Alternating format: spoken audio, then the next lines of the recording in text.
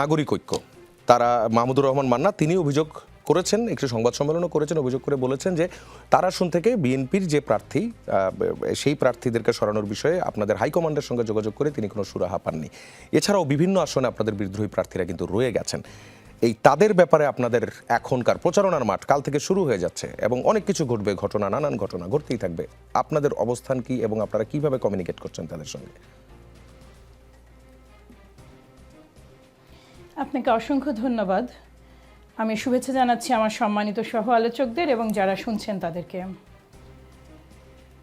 দেখুন, নির্বাচন মানে বাংলাদেশ জাতীয়তাবাদী দলের পক্ষ থেকে যখন নির্বাচনে আমাদের প্রার্থীরা পার্টিসিপেট করেছে, কিংবা বহুদিন ধরে আমরা যারা মানে প্রার্থীরা কাজ করছেন, প্রতিটা আসনে 4 থেকে 5 জন অত্যন্ত যোগ্য প্রার্থী আছে। সমস্যাটা হচ্ছে আপনি তো কেবল একজনকেই নমিনেশন দিতে পারবেন, সেটাই হয়েছে। এবং অধিকাংশ ক্ষেত্রে যেটা হয়েছে মানে আমাদের প্রার্থীরা মেনে নিলেও দেখা যাচ্ছে যে বেশ কিছু প্রার্থী এটা মেনে নিতে পারেননি এবং পারছেন না। স্বতন্ত্র হিসেবে দাঁড়িয়েছেন, এমনকি ধরেন স্বতন্ত্র হিসেবে দাঁড়াননি কিন্তু নিষ্ক্রিয় ভূমিকা পালন করছেন। এই ধরনের ঘটনা আছে। যুগপৎ আন্দোলনরত যে দলগুলো যাদেরকে আমরা আসন ছেড়েছি, সেই জায়গাগুলোতেও নানা ধরনের ক্ষোভ বিক্ষোভ এগুলো চলছে। আমাদের দলের পক্ষ থেকে যেটা মানে এগুলো মিটিগেট করার জন্য ডিফারেন্ট স্টেপস নেওয়া হয়েছে ডিফারেন্ট লেভেল থেকে, এবং কাজটা চলমান এবং আমরা প্রত্যাশা করি যে আমাদের এই নির্বাচন প্রসেস আসলে এই মাসের শেষ হতে হতে মোটামুটিভাবে মানে এই মাসের শেষ মানে নির্বাচনী প্রচারণার পর্যায়ে আমি প্রত্যাশা করি যে অধিকাংশ আসনেই সিচুয়েশান বেটার করতে আমরা সক্ষম হব। দেখুন, যেটা মানে আমাদের স্ট্র্যাটেজি, পলিটিক্যাল দলীয় স্ট্র্যাটেজি, ওটা তো অনেক ইন্টারনাল এবং আরও অনেক বিষয়ও আছে। কিন্তু আমরা আশা করি যে যারা দলের প্রতি দায়বদ্ধ, যাদের ভালোবাসা আছে দল এবং মার্কার প্রতি, তারা নিঃসন্দেহে এই তাদের ক্ষুদ্র স্বার্থটাকে বিসর্জন দিতে সক্ষম হবেন। যেভাবেই বলি না কেন, স্বাভাবিক কাজটা সহজ নয়। আমি নির্বাচনে মনোনয়ন প্রত্যাশী ছিলাম, আমি নিজেকে দিয়ে জানি আপনি যে নির্বাচনী আসনে কাজ করেন সে আসনটা আসলে আপনার পরিবারের চেয়ে বড় হয়ে দাঁড়ায়। আপনি সেখানে মানে ব্যাপক সময় আমাদের নেতাকর্মীরা দিয়েছেন। এমনকি যখন আপনি যদি এগুলো ব্যাকট্র্যাক করেন 17-18 বছর আগে থেকে দেখা গেছে এক একটা আসনের পেছনে নেতারা কাজ করছেন। তো যাই হোক, এইটা খুব স্বাভাবিক একটা বিষয়। আমি বাংলাদেশ জাতীয়তাবাদী দলের কলেবর বা এটার সাইজ অনুযায়ী এই ধরনের বিক্ষোভ, দলের ভেতরে নানা রকম কষ্ট থাকা, আমরা মোটামুটি আজকে একটা রিপোর্ট দেখছিলাম যে মানে 50-60টা আসনে এরকম এখন পর্যন্ত মানে মিসআন্ডারস্ট্যান্ডিং আছে।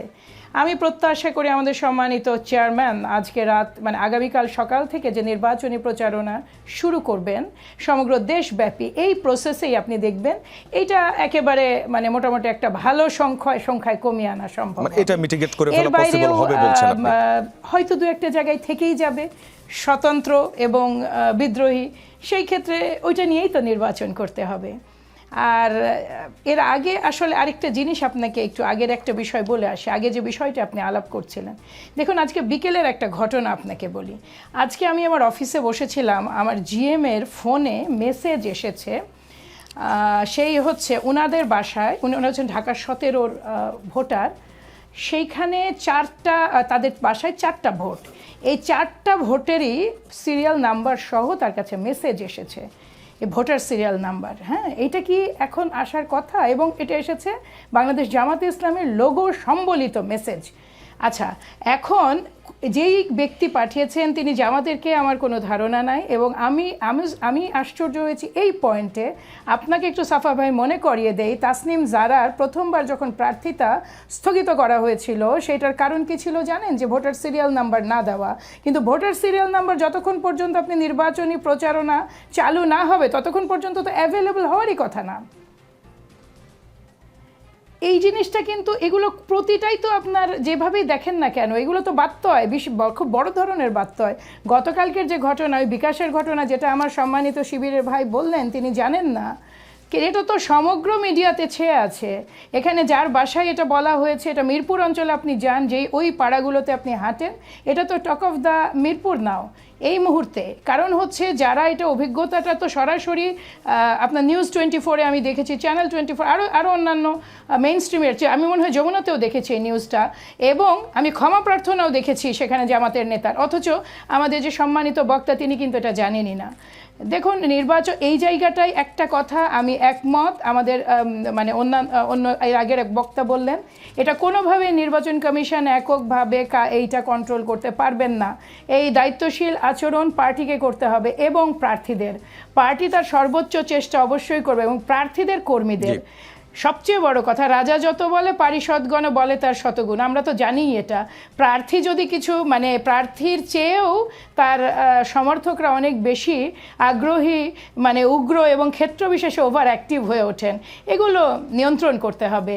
এগুলো একটা ফাইন লাইন আমাদের মধ্যে থাকতে হবে।